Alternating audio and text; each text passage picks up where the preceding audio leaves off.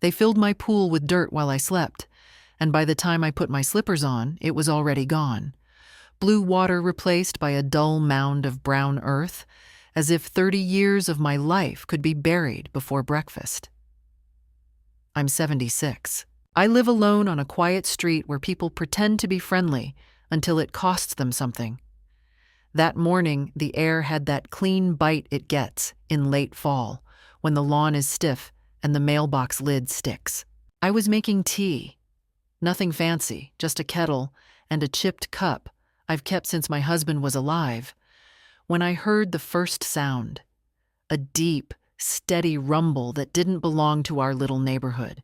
At first I thought it was road work down on Maple, but then the whole kitchen window trembled as if a large animal had leaned against the house. I set the cup down. My hands aren't as quick as they used to be, but I still know the difference between ordinary noise and something that means trouble. By the time I reached the back door, I could already smell diesel. I opened it and stepped onto the porch in my housecoat, hair pinned up in the messy way I only allow myself when nobody's supposed to see me. The yard looked wrong. Not messy, wrong. Two men in bright vests moved like they'd been there all morning. A small excavator sat half on my grass, its treads leaving dark scars. A dump truck backed toward the pool with a beeping that hit my bones. My pool had been drained the week before for maintenance. I'd hired a company to winterize it because I can't bend and lift like I once did, and I'm not proud enough to pretend I can. It was supposed to be covered, clean, safe until spring. Instead, a stream of dirt poured from the truck bed and slapped into the deep end like a rude hand over a mouth. "Hey," I called out.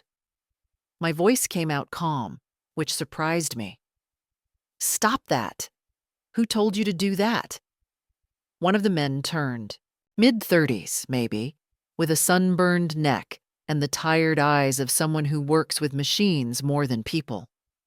He raised a hand, not in greeting, more like a traffic cop, warning you not to step into the road. "Ma'am, just stand back," he said, "for your safety." I looked at the property line as if it might tell me a joke I'd missed. "My safety?" I repeated. "That's my pool." The other man didn't even turn around. He kept guiding the truck with small gestures, like this was routine, like my yard was a public lot. The first man walked closer, boots sinking into my grass. "We got an order," he said. "Hazard abatement. Open pit, unsecured." "They said you were notified." "Notified by who?" He pulled a folded paper from his vest pocket, glanced at it, then back at me. "Town. Code enforcement." "I don't have the details, ma'am. I'm just doing the job." I felt something hot rise in my chest. Not a burst of anger, not yet. More like the steady heat of a stove you forgot you left on. "You can't just come onto private property and fill something in," I said. "I didn't sign anything. Nobody called me. Nobody knocked on my door." He gave me a look that tried to be patient. "Ma'am, please, don't get worked up. It's for your safety. If someone fell in—" "Nobody is falling in," I cut in. "I live alone. My gate is locked. And you're the only ones here." Behind him, the excavator swung its arm, dropped another load, and the dirt spread like it was claiming the shape of the pool, pressing itself into corners my grandchildren used to splash in when they were small enough to need floaties. I had a sharp image of my husband, Frank, standing at the shallow end, laughing because he'd stepped in with his shoes on. It wasn't a sweet memory. It was a real one, and it made my throat tighten with the kind of grief that doesn't cry. It just stiffens. "Turn it off," I said, louder now. "Turn the truck off. I'm calling the police." The man's mouth pinched. "You can call whoever you want. We're authorized." Authorized. That word hit me harder than it should have. It was the same tone I'd heard at hospitals when they talked over me, and at banks when they spoke to my son instead of me, and at my last doctor's appointment when the nurse asked if I had someone to manage my medications. Authorized meant they had already decided I wasn't the one in charge of my own life. I went inside and picked up my phone, but I didn't dial 911. Not yet. I dialed the town office number I had saved because I'm the kind of woman who saves numbers. It rang and rang until someone answered with a voice that sounded like she was chewing gum. "Code enforcement," she said. "This is Lucille Warren at 18 Hawthorne," I told her. "There are men in my backyard filling my pool with dirt. Why are they on my property?" A pause. Paper shuffling. A keyboard tapping like nervous rain. "One moment," she said, and I could hear her switching lines. A man came on, older, smooth. "Mrs. Warren," he said, as if we were friends. "We issued a notice regarding an unsafe condition. An unprotected pool is a liability." "My pool is on my land," I said. It was winterized. It was covered. I was not notified of any order to fill it. "Well," he said, "we attempted contact." "Attempted how?" Another pause, like he was choosing the kindest lie. "Letters. It's possible they were missed. In any case, the work is being completed today. It's for your safety and for the neighborhood." "For the neighborhood," I repeated, because that's what people say when they want you to surrender something and pretend it's noble. He cleared his throat. "Also, the property assessor has concerns. A filled hazard improves land value consistency in the area." There it was. Not safety, not concern, value. I stood in my kitchen, phone pressed to my ear, and listened to the machinery outside chewing up the last of the blue tiles I'd scrubbed with my own hands for years. My tea had gone cold. My house smelled like diesel through the cracks. "Thank you," I said quietly. "You're welcome, Mrs. Warren," he replied, relieved, as if my quiet meant permission. I hung up and set the phone down with care. Then I went back to the porch and watched them work. I didn't scream. I didn't cry. I just stood there, letting the cold air sharpen my thoughts, and I realized something, with a clarity that felt almost gentle. If they thought burying my pool would bury my voice, they had never met me properly. I stayed on the porch until they were finished. Not because I thought my watching would stop them, but because I wanted them to know I had seen every inch of what they did. When the last load of dirt was pressed flat and the excavator's arm folded in on itself like a tired limb, the men avoided my eyes. Machines shut down. The rumble faded. Silence settled into the yard in a way that felt heavier than noise. One of them came over with a clipboard and held it out like an offering. "If you have questions, the number's on there," he said. His voice had lost its earlier confidence. He didn't wait for me to take the paper. He set it on the porch rail and walked away. I watched the truck back out, tearing another strip of grass loose. When they were gone, my yard looked smaller, not in size, but in spirit. The open blue rectangle that used to catch the sky was now a blunt, ugly scar. Dirt doesn't reflect light. It absorbs it. I went inside and locked the back door, even though I knew it was pointless. Nobody was coming back today. What I needed wasn't a lock. It was time. I sat at the kitchen table and wrapped my hands around the cold cup of tea. I didn't reheat it. I wanted to feel how cold it was, the way you press a bruise to know exactly where it hurts. My hands shook just a little, not from fear, but from the effort of staying still. That pool wasn't a luxury. People like to think that, especially when they talk about old women living alone. They imagine indulgence, something extra that should be given up quietly when it becomes inconvenient. But the pool was part of the house when we bought it. It was part of the reason Frank agreed to move here at all. He said if he was going to spend his weekends fixing things, he wanted one place that felt like rest. We didn't throw parties. We didn't host barbecues with loud music and strangers. The pool was used the way married people use shared things, carefully, routinely, with respect. Later, when the grandchildren were small, it became something else. Noise, splashing, sunscreen smells, towels draped over chairs. I had rules. No running, no glass. Everyone laughed at my rules until one of them slipped, and then they were grateful. I walked back outside after a while. The dirt had already started to settle. Fine dust coated the edge of the patio, the chair legs, the old ceramic frog Frank insisted on keeping near the flower bed. I brushed it off with my hand and left a clean streak, like a line drawn for my own benefit. Across the fence, my neighbor pretended to trim her hedges. I could feel her watching without looking. People are good at that. They notice trouble as long as they don't have to be part of it. "Morning, Lucille," she called, finally, too loudly. "Morning," I answered. My voice carried just fine.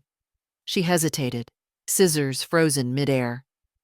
"I heard there was an issue." "That's one word for it." She gave a tight smile. "Well, you know how these things go. Regulations? Safety?" I nodded. Funny how safety always seems to arrive with heavy equipment. She laughed, unsure if it was a joke. Then she went quiet, and after a moment she retreated into her house. I didn't blame her. People my age have learned when to disappear. Inside, I pulled out the drawer where I keep documents. Not everything, just the important things. Deeds, permits, inspection reports. I'm not organized the way young people are, with folders and labels. I organize by memory. I know which envelope holds what because I remember the day I put it there. The pool permit was still there, issued 32 years ago. Final inspection signed off. No open violations. I laid it on the table and smoothed the edges. Then I took out the letter I'd received 2 months back. A generic notice about property compliance review. I had read it, noted nothing urgent, and set it aside. No deadlines. No orders. Just language designed to sound important without saying anything at all. I placed the clipboard paper next to it. Same department, different tone. Today's action had skipped the part where I was supposed to agree. That's when I understood something else. This wasn't about me being careless or forgetful or too old to manage my affairs. This was about me being easy, quiet, alone, a property without resistance. I wasn't angry yet. Anger wastes energy if you let it run loose. What I felt was focus. The kind that comes when you stop hoping someone will do the right thing and start assuming they won't. I picked up the phone again, not to complain, not to plead. I called the county records office and asked calmly for a copy of my most recent land valuation. The woman on the other end hesitated, then told me it had been updated last quarter. "Updated how?" I asked. Another pause. "Increased." "By how much?" she said. She couldn't tell me over the phone. I thanked her and hung up. I stood at the back window and looked at the dirt where my pool used to be. It was already starting to look intentional, as if it had always been that way. That's how things disappear when you let other people decide for you. I didn't intend to let that happen. I went to the town office 2 days later because I wanted my anger to cool into something usable. Rage makes you sloppy. I have lived long enough to know that. I dressed carefully, not nicely, not poorly. Clean slacks, a plain sweater, my good coat. I didn't want to look like a woman begging for mercy, and I didn't want to look like someone spoiling for a fight. I wanted to look like someone who belonged there. The building smelled like disinfectant and old paper. Fluorescent lights hummed overhead. Everything about the place was designed to make you feel small and temporary, like a visitor in your own business. I took a number and sat on a hard plastic chair, my purse on my lap, my back straight. People came and went. A young couple arguing quietly. A man in work boots complaining about a permit delay. A woman my age, maybe older, holding a stack of forms and looking lost. No one looked at anyone else for long. We've all learned not to. When my number was called, I followed it to a narrow office with a desk that had been there longer than most of the people working behind it. The man from the phone call was there. I recognized the voice before I recognized the face. Late 50s, neat hair, polite smile that never reached his eyes. "Mrs. Warren," he said, standing halfway, like he couldn't decide whether I deserved the courtesy. "Please, sit." I sat. I placed my folder on the desk and folded my hands over it. I didn't rush. Silence makes people uncomfortable when they think they're in control. "I'm here about the unauthorized work done on my property," I said. He nodded, already rehearsed. As I explained, there was a safety concern. "My pool was permitted, inspected, and properly covered," I replied. "Here is the documentation." I slid the papers toward him. He glanced at them, barely. "Even so, conditions change. At your age," I raised my hand, just slightly, not aggressive, final. "My age has nothing to do with land use compliance." He blinked, thrown off balance. "We have a responsibility to the community." "Then explain to me," I said calmly, "why no written order was delivered, why no violation notice was posted, and why the first I heard of this was the sound of dirt hitting tile." He leaned back, fingers steepled. "Sometimes immediate action is necessary. Emergency action requires emergency conditions," I said. "There was no emergency. There was convenience." That word landed. I could see it in his jaw tightening. He changed tactics. "You have to understand, Mrs. Warren, property values in your area are under review. Consistency matters. Open structures can affect assessments." "There it is," I said quietly. "There is what?" "The truth," I replied. "This wasn't about safety. This was about valuation." He smiled thinly. "Those things often overlap." "They do not," I said. "Not legally." He studied me more carefully then, as if reassessing an object he'd misjudged. "What is it you want?" I didn't answer right away. I looked around the office. The outdated calendar, the crooked certificate on the wall, the framed photo of a groundbreaking ceremony with men in suits holding shovels they'd never use. "I want my property restored to its prior condition," I said, "at your expense, and I want a written explanation of how this decision was made." "That's unlikely," he said gently. "The work is already done." "So was the mistake," I replied. He sighed. "Mrs. Warren, pursuing this will be taxing. There are appeals, reviews. It takes time. People your age usually prefer a simpler resolution."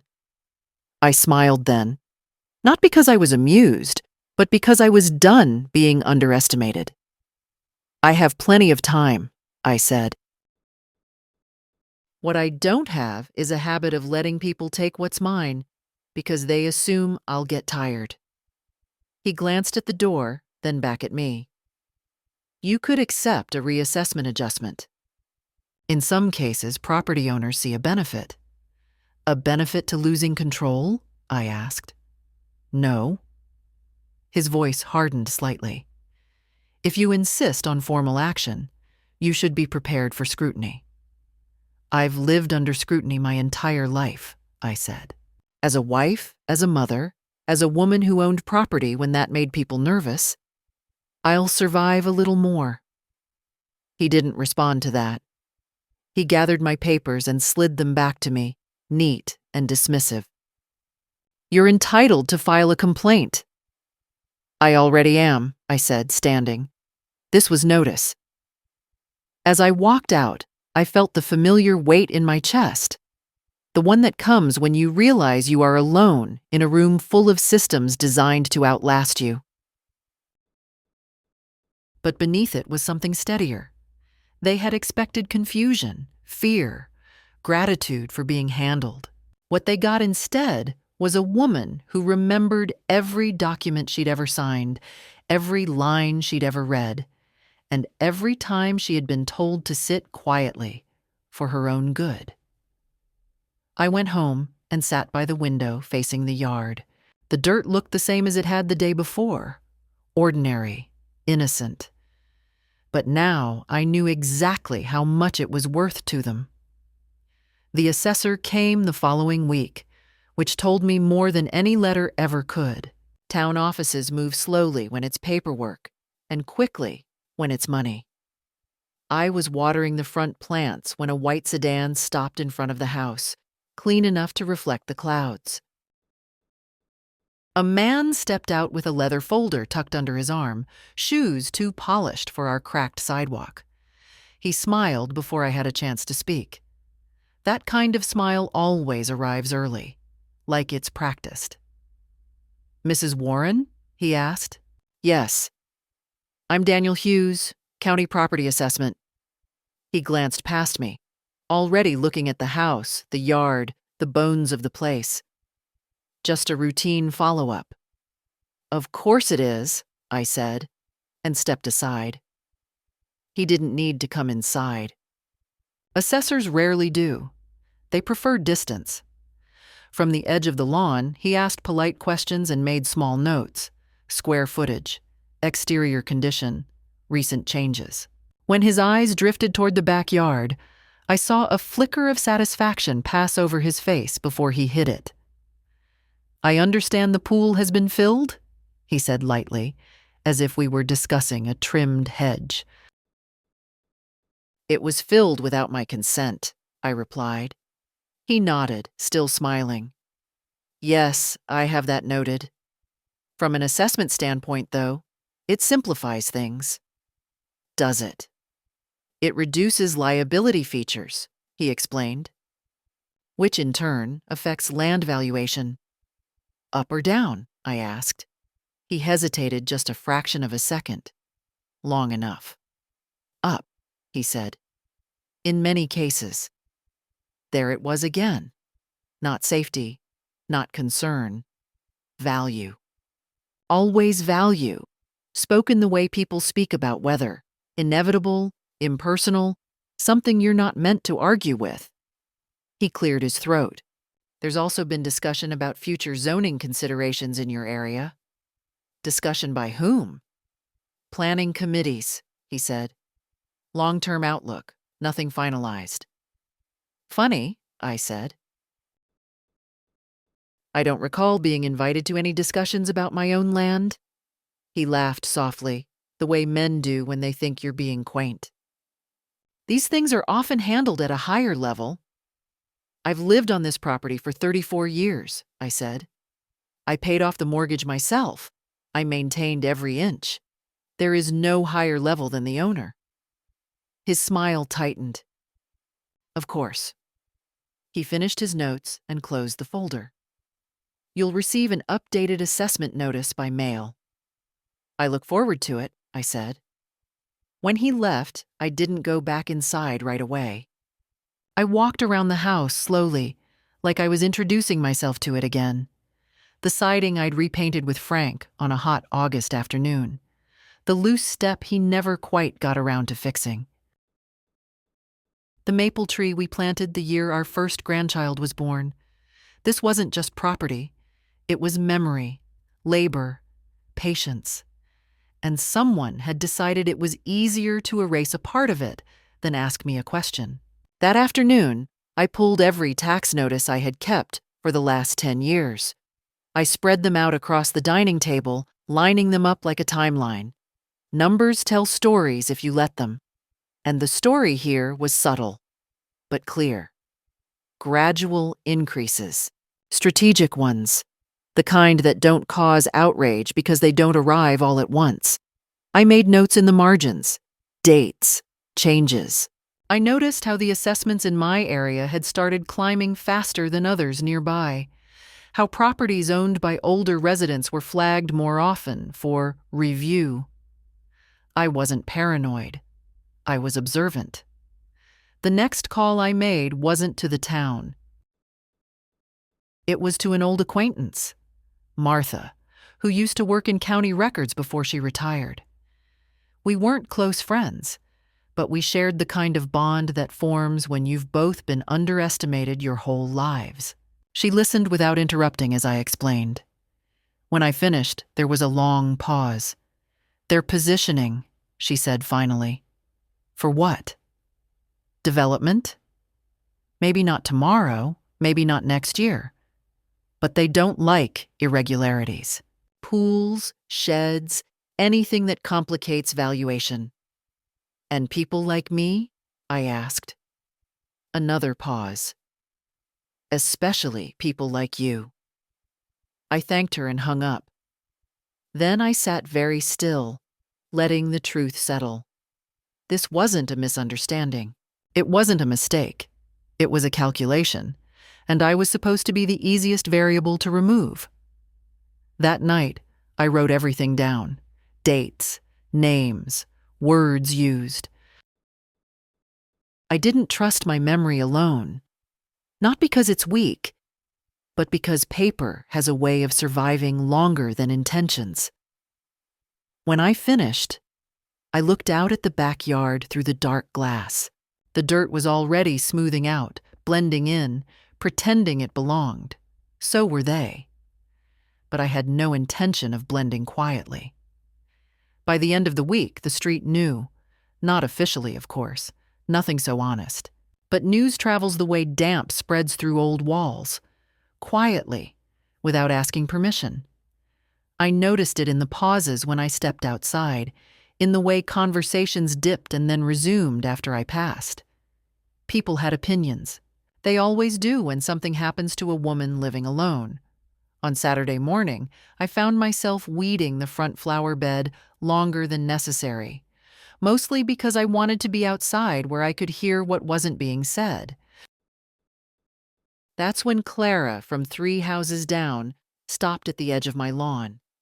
She's 72, widowed twice, sharp as a tack when she wants to be.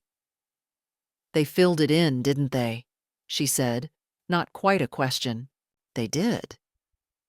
"For safety," she added, her tone dry. "That's what they said." She shook her head slowly. "Funny. They've never been so concerned about safety before." I straightened up and wiped my hands on my jeans. "You heard something?" Clara glanced up and down the street, then leaned closer. "There was a neighborhood meeting 2 months ago." "I wasn't invited," I said. "No," she replied. "You weren't." I waited. Silence is useful when you let it do the work. "They talked about risks," she continued. "Liability. How certain properties didn't fit the future vision." "Future vision," I repeated. "New words for old ideas," she said. "They asked who still had pools, old sheds, things like that. I mentioned yours. Not to single you out, just answering the question." "I don't blame you," I said. And I meant it. She exhaled, relieved. "They said they'd handle it." "Handle it," I echoed. "They never said how." Her mouth tightened. "I assumed they'd talk to you." "They didn't." Clara looked at the ground. I'm sorry, Lucille. I should have followed up. You did more than most, I said. You told me. She nodded once and walked away, leaving me with dirt under my nails and a clarity I hadn't had before. This hadn't started with the excavator. It had started with a room full of people deciding what was best for someone who wasn't there to object. That afternoon, I went through my mail more carefully than usual. Buried between grocery flyers and charity requests was a thin envelope from the town. Inside was a formal notice of reassessment, dated the day after my pool disappeared. The language was polite, congratulatory even. My property value had increased significantly. I laughed out loud, a short, humorless sound that startled even me. They had taken something from me and sent a bill congratulating themselves for it. I sat at the kitchen table and read the notice twice, then a third time, slower. The justification was vague. Removal of hazardous feature. Alignment with neighborhood standards. No mention of consent. No mention of process. I pulled out my notebook and added another line. That evening, my son called. We speak once a week, sometimes less. He lives 2 states away and means well in the way busy people often do. I heard about the pool, he said. Sounds like a headache. It is. Maybe it's for the best, he offered. You don't really use it anymore, right? I closed my eyes. That wasn't the point. Well, he said carefully, if the value went up, that's good. Real estate is all about timing. I'm not selling, I said. A pause. I know. I just mean... I know what you mean, I interrupted, gently but firmly. And I need you to trust that I'm handling this. Another pause, longer this time. Okay, Mom. We said goodbye, and I sat there listening to the quiet hum of the refrigerator, the ticking clock that had outlived 2 marriages and more arguments than I could count. Later that night, I walked out back with a flashlight. The beam swept over the dirt, catching small things, a forgotten toy buried shallow, the corner of a blue tile still visible near the edge. Proof that what had been there was real. I knelt down and brushed away a little soil with my hand. Not enough to uncover anything useful, just enough to remind myself that things don't disappear just because someone says they should.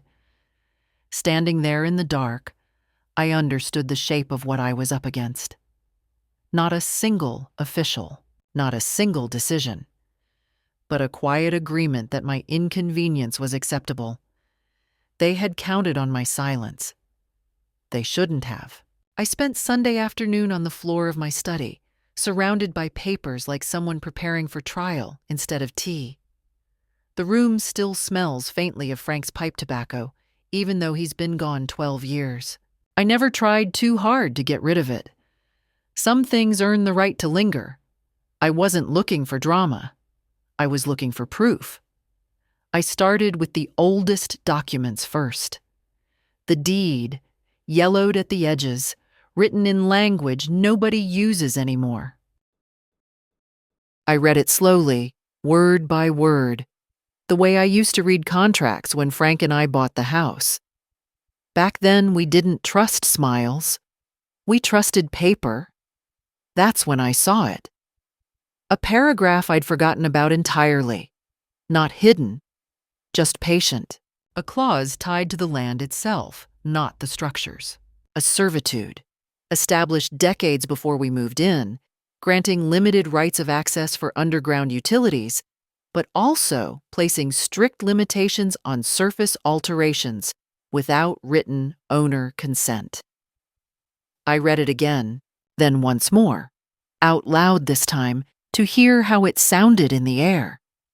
They had filled my pool without my consent, not verbally, not in writing, not at all.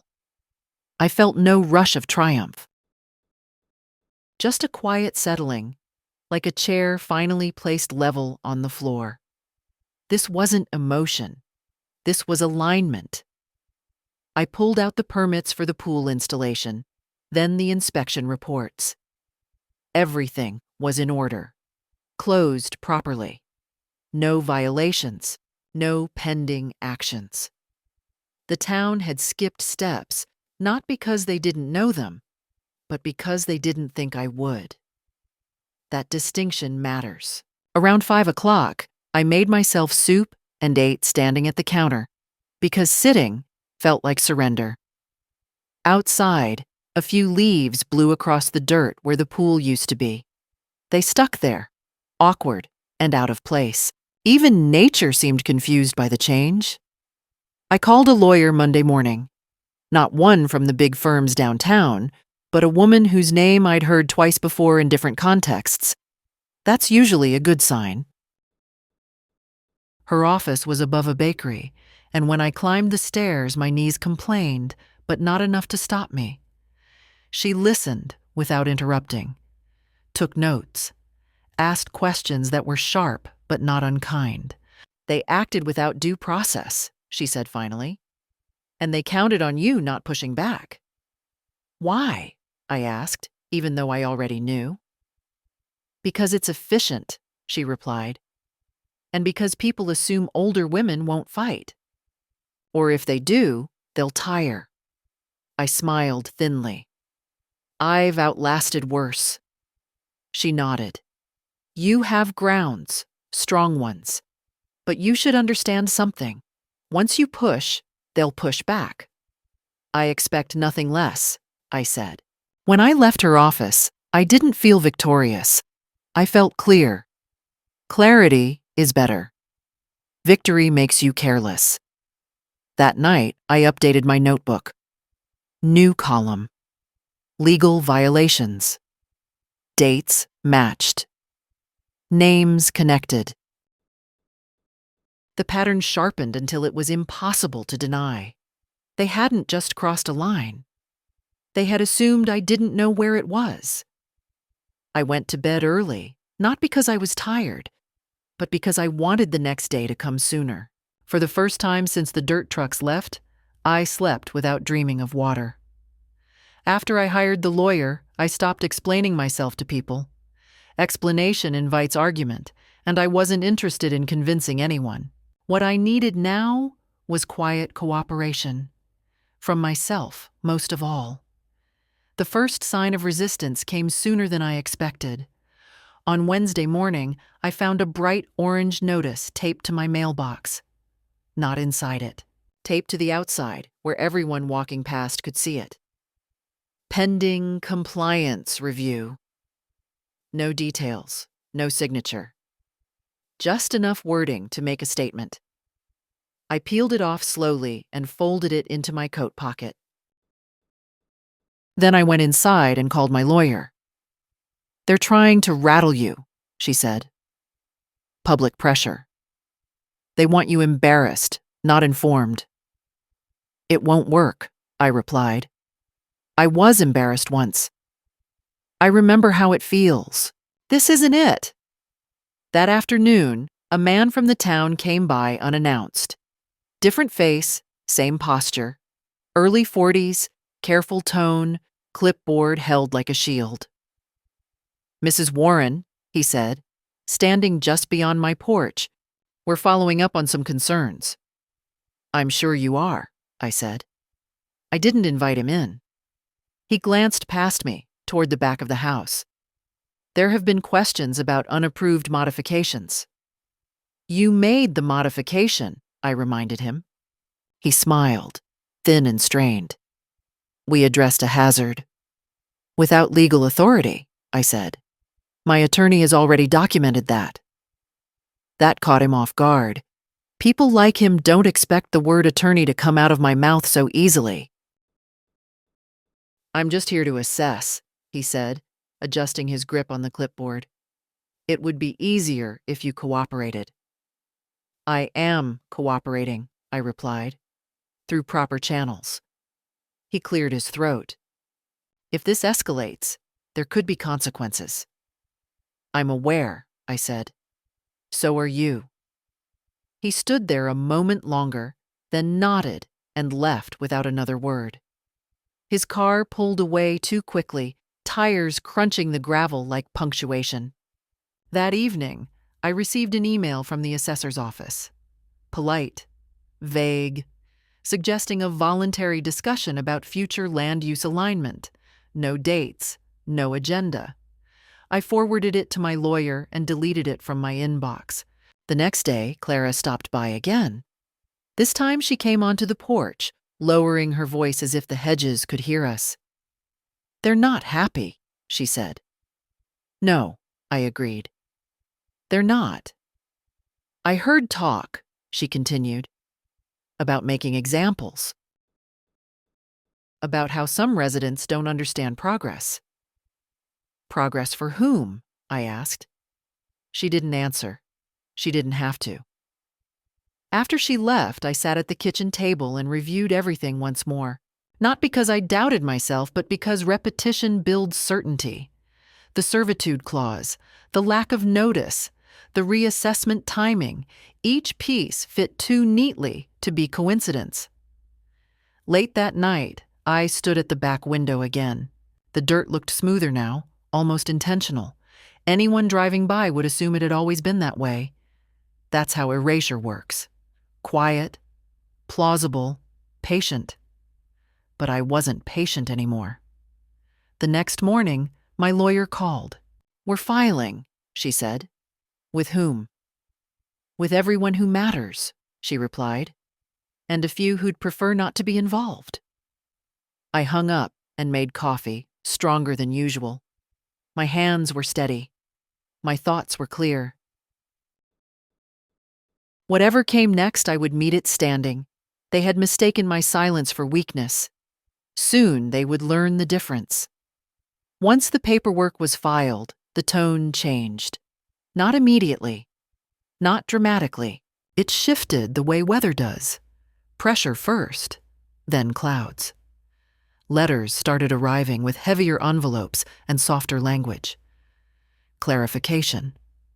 Opportunity to resolve. Mutual interest. They never admitted fault. They never apologized. They wrote as if this were a misunderstanding between equals, not something done to me without permission. I read every word. I answered none of them. Instead, I followed my lawyer's instructions and did something that felt almost ceremonial. I stopped speaking to the town entirely. No phone calls, no emails, no polite nods. Silence, but not the kind they were used to. This silence had a spine. A week later, the first offer came. It arrived as a voicemail from a number I didn't recognize. A man with a smooth voice introduced himself as a liaison. He spoke slowly, carefully, as if I might need time to understand. Mrs. Warren, he said, we believe there may be a path forward that avoids unnecessary conflict. I deleted the message without listening to the rest. The second offer came in writing. A proposed settlement. They would not restore the pool, but they would adjust my assessment downward slightly and provide a one-time compensation for land modification. The amount was insulting, not because it was small, but because it assumed my loss could be measured in neat columns. My lawyer laughed when she read it, not cruelly, with disbelief. They think this is about money, she said. It's about control, I replied. Exactly. At the grocery store, I started noticing looks, not hostile, curious. People want to know how these things end. They want to know whether resistance is worth the cost. I let them wonder. One afternoon, I found a handwritten note in my mailbox. No return address, just a few words. You're making this harder than it needs to be. I held the paper for a long time before tearing it up and throwing it away. Harder for whom, I wondered. Not for me. My life was already shaped. My days were mine. I wasn't scrambling to protect a career or impress a board. What I was protecting was the idea that I could still say no. That night, my lawyer called again. "They're nervous," she said. "They didn't expect you to hold." "Why not?" "Because most people don't," she answered. "Especially not alone." The following week, a meeting was scheduled. Official, recorded. Representatives from the town, the assessor's office, legal counsel. They asked if I wanted to attend in person. "I'll be there," I said. I wore the same kind of clothes I'd worn to the first meeting. Nothing sharp, nothing soft, just myself. They talked a lot. About procedure, about intent, about community standards. When it was my turn, I spoke less than 5 minutes. "I did not authorize the alteration of my property," I said. "You acted without notice, without consent, and without legal justification. You then benefited financially from that action. I am not interested in partial remedies. I am interested in correction." There was silence after that. The kind that tells you something has landed where it was meant to. The meeting ended with no resolution. That was fine. Resolution comes after pressure, not before. When I got home, I stood in the backyard again. The dirt had compacted now, hardened by rain and time. It would take effort to undo. Machinery, cost, planning. Good, I thought.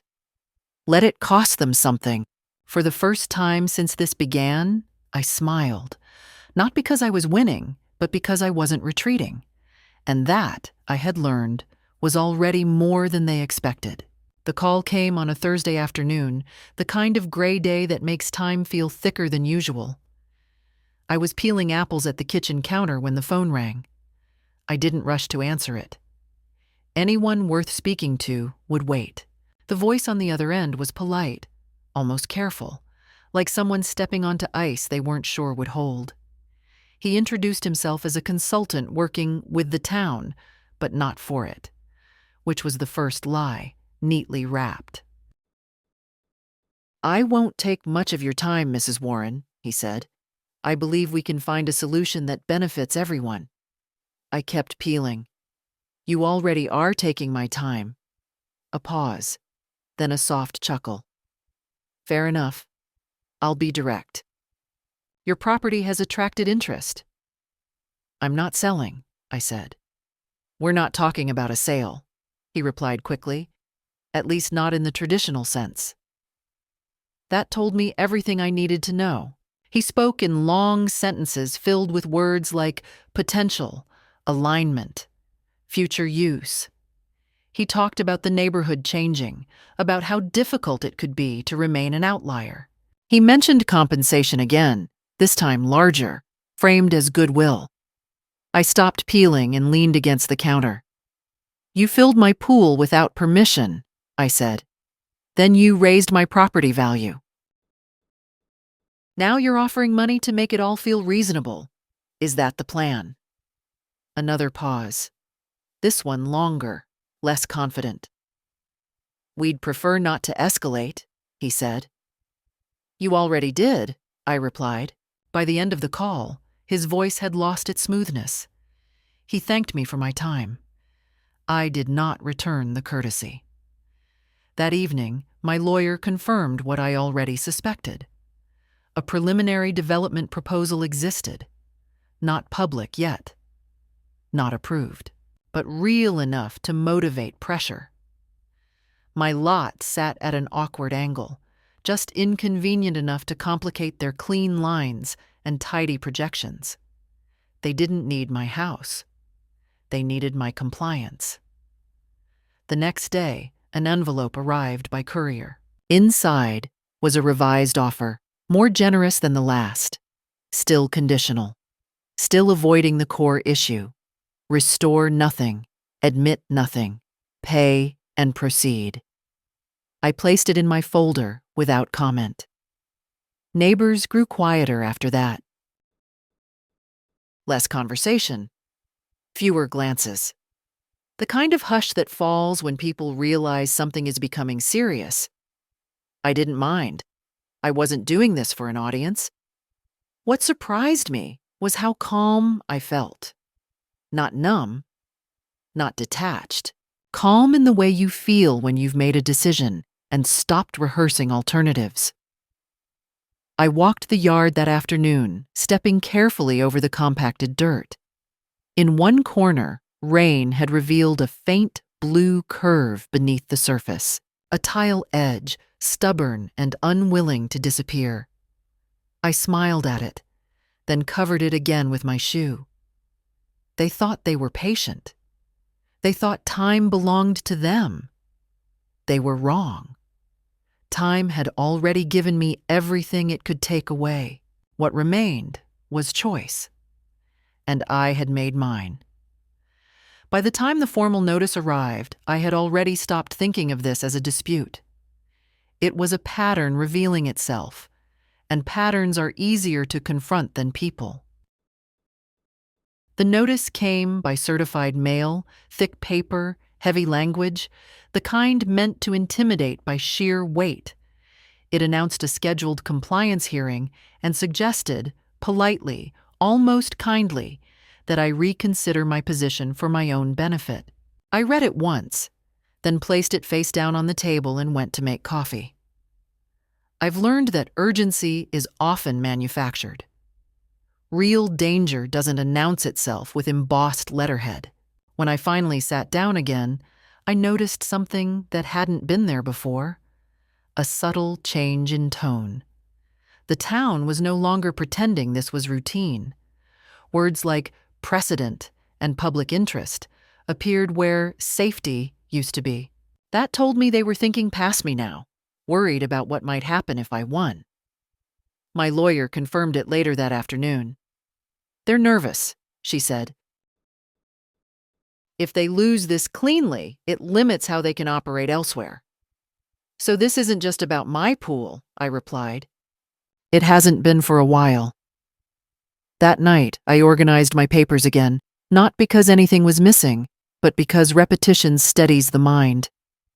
I laid everything out in the order it had happened, not the order they preferred. Notice absence first. Unauthorized action second. Financial benefit third. Pressure afterward. When you see it laid out like that, it stops looking like bureaucracy and starts looking like intent. The following day, another visitor came to the house. This one didn't carry a clipboard. He wore a suit that fit too well for our street and introduced himself with a full name and title he clearly expected me to recognize. He spoke carefully, choosing each word like it might be repeated later. "We respect your attachment to your property," he said, standing on the walkway instead of the porch. "But progress requires compromise." "Compromise assumes consent," I replied. "You skipped that step."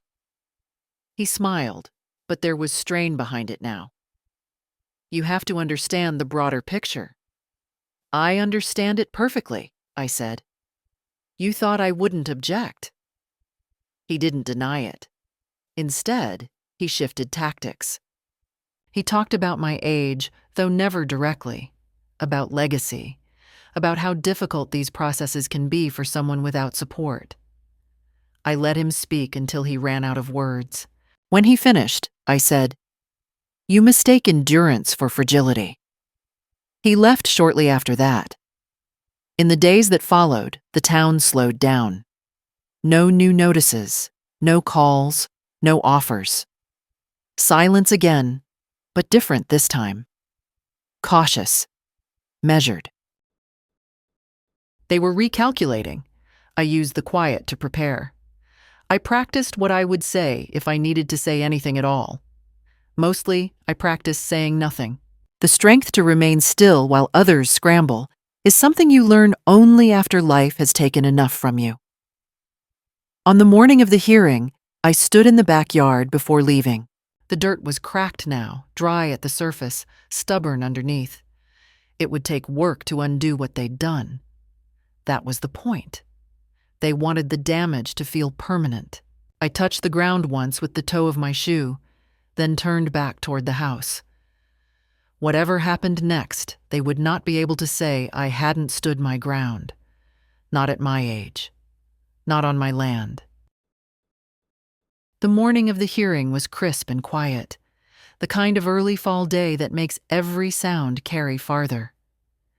I dressed carefully, not for anyone but myself, choosing a sweater that was warm without being fussy and slacks that fit comfortably. My hair was pinned back simply, and I looked in the mirror longer than usual, not to admire, but to remind myself who I was. The courthouse smelled of polished wood and old carpet, and there was a low hum of voices in the lobby. I walked past them without hesitation, notes in my hand and spine straight. People glanced at me, some with curiosity, some with quiet disapproval. I didn't mind. I had learned long ago that the discomfort of others often comes from recognizing strength they thought fragile. The hearing room was modest but formal. A long table at the front held representatives from the town, their legal advisors, and one familiar assessor. I chose a chair slightly to the side, near the wall. My lawyer sat beside me, a quiet presence of reassurance. I opened my folder slowly, revealing the neat stacks of documents I had prepared, each annotated, each ordered for clarity. When the meeting began, the usual pleasantries were exchanged, the kind that thinly veil intent. They talked about procedures, regulations, public interest. I listened carefully, noting each phrase, each hesitation. Then it was my turn. I spoke calmly, without raising my voice. I did not authorize the alteration of my property, I said. The filling of my pool was done without notice, without consent, and without legal authority. I have documentation to show the absence of process, the improper conduct, and the financial benefit that resulted from this action. I am here to ensure that my property is restored and that similar actions are prevented in the future. Silence followed, the kind that feels heavier than sound, because it forces people to confront the statement without distraction. I watched them shift, fidget, adjust papers, but no one interrupted. My lawyer nodded slightly, silently affirming the preparation that had gone into every page, every highlighted line, every note in my margins. They presented counterarguments carefully, citing codes, procedural loopholes, and vague references to safety and public interest. I responded directly, referencing the servitude clause, prior inspections, and the complete absence of any notice. Every word was measured, every point substantiated. They could not argue intent because my records were clear and my statements were precise. Hours passed. It was exhausting to sit and listen, and yet the endurance was part of the message. I was not intimidated. I did not waver. By the time the hearing recessed, there was a visible shift in demeanor. The representatives no longer carried the casual confidence they had shown when the process began. They were no longer talking over me, no longer assuming my silence would fill the gaps they had left. Afterward, I returned home and walked slowly through the backyard. The dirt still lay heavy, compacted and unyielding, but now it felt like a placeholder rather than a statement. I touched the ground lightly with my hand, feeling the coldness of early morning and the firmness beneath it. This was not final. I had taken the first step toward reclamation, and the awareness that I could reclaim what had been taken steadied my hands and clarified my thoughts. That evening, I sat in the kitchen with a cup of tea, cold but comforting, and reviewed the documents once more. Each line reminded me that preparation and knowledge are stronger than intimidation and presumption. Outside, the street was quiet. Neighbors moved through their routines. unaware of the subtle shift that had occurred in the life of a woman they assumed would be passive. I understood then that the true measure of this struggle was not in the dirt or the machines, nor in the loud voices of authority, but in the quiet assertion of self. In my case, it was in the decision to speak, to document, and to persist. They had counted on complacency, on submission, on the ease of erasure. I had refused all of it.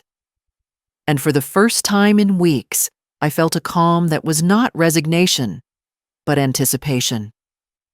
The process was not over. The work of restoration lay ahead. But I was ready. Steadfast, deliberate, and resolute, I understood clearly that what belonged to me could not be claimed by anyone without challenge, and I was prepared to meet that challenge fully. The days that followed the hearing were quieter than I expected, but the calm carried a weight of anticipation. I spent the mornings in the kitchen, tea in hand, reviewing notes and letters, tracing lines and dates, confirming the facts that would guide the next steps. My lawyer had emphasized that patience was as necessary as evidence. I had both. Patience was my armor, and evidence my shield.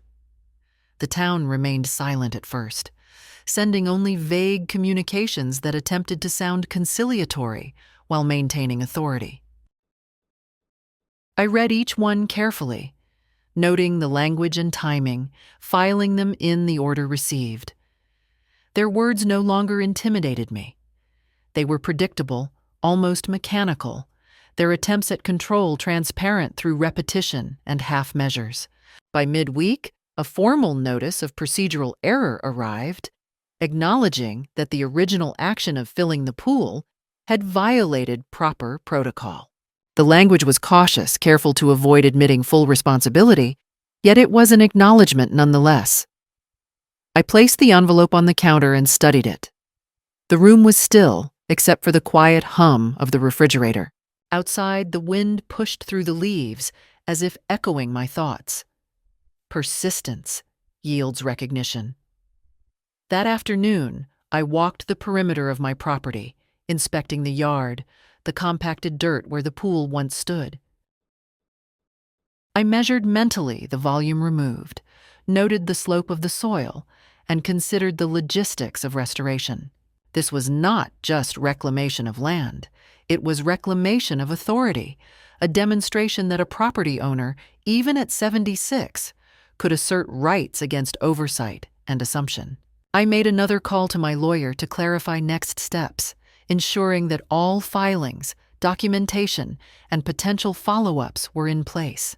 Each conversation reinforced my understanding that the process was not about confrontation, but about meticulous adherence to legal and procedural standards. Authority respects precision, and precision is often underestimated in those who appear fragile.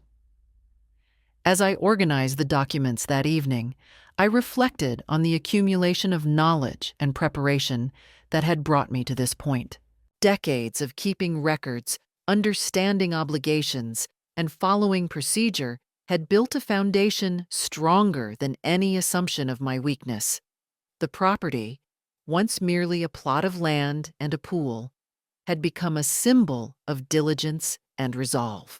When the town's representatives finally responded with a tentative proposal to restore the property and adjust assessments, I considered it carefully. Their language was cautious, almost defensive, indicating awareness of the strength I had demonstrated. This was not victory yet, but a significant shift. They had moved from assumption to negotiation, and that was the leverage I had earned. Later that night, I sat on the porch, cup of tea in hand, watching the shadows of the trees stretch across the yard. The dirt remained in place, stubborn and indifferent, but I felt a quiet satisfaction. The control had shifted incrementally, but unmistakably. The machinery of bureaucracy could not override diligence, nor could presumption stand against preparedness. I realized then that the true power in this process was the combination of patience, knowledge, and unwavering presence. By asserting my rights calmly, documenting meticulously, and allowing silence to carry its own authority, I had shifted the balance. Restoration, both legal and physical, was possible, and I was prepared to see it through. The yard, the house, and the record of my life would no longer be subject to casual dismissal or unauthorized action. As darkness fell, I remained on the porch, reflecting on the persistence required to reach this point. The day's events had reinforced an essential truth. Authority is most respectful when confronted with consistency and certainty. I would see this through. Every letter, every call, every decision mattered. And for the first time since the pool was filled, I felt fully in control, aware that my resolve was now a tangible force, shaping the outcome as decisively as any law or regulation. The day of the official decision arrived with a gray sky that pressed down on the neighborhood like the weight of expectation. I dressed in the same care I had taken for every previous appointment: clean slacks, sensible shoes, a sweater that neither drew attention nor suggested weakness. My hair was pinned back simply, the way I liked it when I needed to think clearly. I carried my folder with the documents that had defined my strategy, each sheet a step in the argument I had constructed carefully over weeks. At the courthouse, the room smelled of wood polish and lingering coffee. People milled about, some with expressions of curiosity, others with the careful neutrality expected in legal spaces. I did not rush. I walked slowly, deliberately, letting each footstep assert presence. When my lawyer arrived, she offered a small nod, the kind that carries reassurance without speaking aloud. We sat together, reviewing notes one final time, confirming that each piece of evidence was in order, each date and signature accounted for. When the panel of officials entered, I noted their demeanor. They had the usual politeness, but beneath it was the recognition that the situation had shifted. They no longer assumed my compliance. They no longer expected silence or hesitation. I listened to their opening statements, which began with the standard preamble about procedure and public interest, but their words lacked the certainty they had displayed in previous encounters. That alone was significant. When it was my turn, I stood, holding my folder lightly but firmly. I did not raise my voice. I spoke with clarity and precision. I did not authorize the alteration of my property. The filling of the pool was conducted without notice, without consent, and without legal authority. Documentation provided demonstrates the absence of proper procedure and the benefits accrued from these actions. I request full restoration and assurances against future unauthorized modifications. The room held silence afterward, a weight that pressed against the usual flow of conversation. My lawyer nodded slightly, affirming the preparation and diligence that had gone into every line, every note, and every document. The officials consulted among themselves quietly, their movements deliberate, their gestures measured. They could not dismiss the clarity of the argument, nor the precision of the evidence. Questions came next, posed with polite formality, testing the edges of my knowledge, my recollection, my patience. I answered each one directly, referencing permits, inspection reports, and legal statutes. I allowed no room for misinterpretation or dismissal. Each response was measured, factual, and firm. My calmness contrasted with their cautious inquiries, emphasizing the authority of preparation over assumption. Hours passed as procedural matters were discussed. At intervals, I observed the subtle changes in posture, the slight tightening of hands, the unspoken recognition that my persistence had established influence. The panel's statements grew more conciliatory, their language shifting from procedural to corrective. My presence, my documentation, and my unwavering assertion had altered the course of the discussion. When the final deliberation occurred, I remained seated, reviewing the documents silently. The verdict, when announced, was formal but unmistakable. The pool would be restored at municipal expense, and measures were established to prevent future unauthorized actions. The language was cautious, reflecting awareness of precedent, yet it was a definitive recognition of rights and authority. I left the courthouse slowly, aware of each step, the weight of weeks lifting incrementally. Outside, the air felt colder, sharper, yet more transparent. The sky, gray in the morning, had begun to lighten, as if mirroring the clarity I now carried. I understood that the assertion of rights requires patience, precision, and persistence, and that authority, when confronted with well-documented determination, respects the preparation and resolve that cannot be ignored. Returning home, I walked through the yard, observing the dirt and the contours of the land that would soon return to its original form. The effort required would be significant, but I welcomed it, for it represented not just physical restoration, but a reclamation of control. I felt a quiet satisfaction, grounded in the certainty that persistence and knowledge had prevailed over assumption and presumption. This was not a victory in fanfare, but in principle, the kind that endures long after the moment has passed. The restoration work began slowly, carefully, deliberately, as if the town had learned that haste might be challenged. Early in the morning, I stood at the edge of the yard watching crews arrive, equipment in tow. They moved with caution, checking boundaries, confirming measurements, aware that each step was observed. I made no attempt to interfere. Observation, after all, is a quiet kind of power. For the first time in weeks, the yard felt alive with purposeful motion. Shovels struck dirt, heavy machinery lifted soil and debris, and water began to flow into the emptied cavity, filling the pool again. The sound was both familiar and foreign. Splashes that used to signal play now represented reclamation. I leaned against the porch rail, hands folded, and simply watched. Neighbors emerged quietly, curious and hushed. Some lingered at property lines, feigning casual interest, while others stared openly. I did not greet them.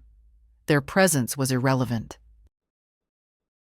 What mattered was the reclamation of what belonged to me, the restoration of a boundary that had been disregarded.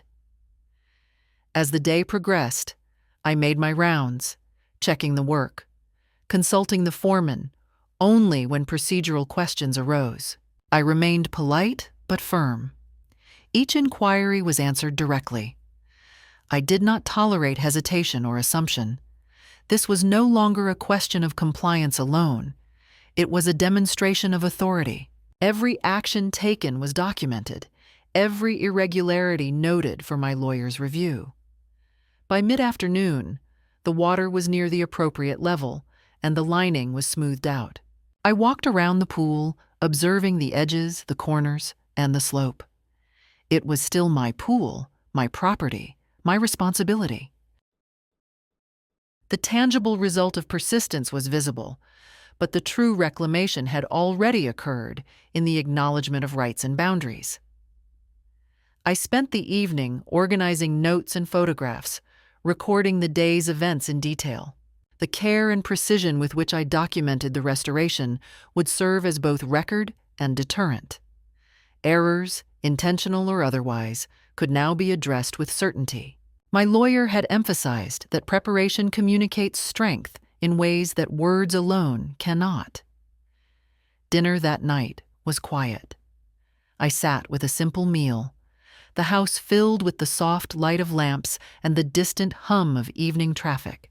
The backyard, now partially restored, glimmered under the first streetlights, reflecting a calm determination that had taken weeks to solidify. I sipped tea slowly, tasting the warmth, and felt the subtle satisfaction of control regained. A letter arrived later that evening from the town office, acknowledging that the restoration had been completed to specification and expressing cautious thanks for patience. The language was formal and careful, but the underlying message was clear. My persistence had shifted the balance.